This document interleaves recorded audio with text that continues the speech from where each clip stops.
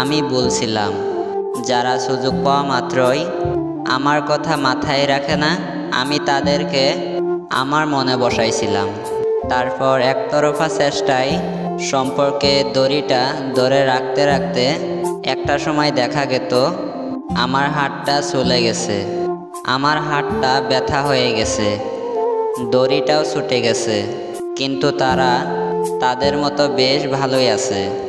তারপর গিয়ে আমি বুঝতে পারলাম যে মাঝে মাঝে ভালো কথা আদান প্রদান, সময় কাটানো, একজন আরেকজনের সাথে মেশা, এগুলো করা মানেই আমি যে তার খুব কাছের মানুষ এমনটা কিন্তু না। এটা আমি শিখেছি, যদি আমি তাদের কাছের মানুষই হতাম তাহলে না আমার হাতটা এত ক্ষত করতে দিত না।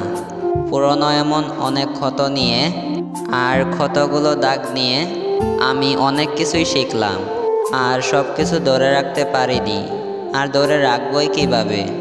আর আপনি চাইলেই তো নিজের মতো করে ধরে রাখতে পারবেন না, কারণ কিছু মানুষ আপনাকে সুযোগ তো দিবে না।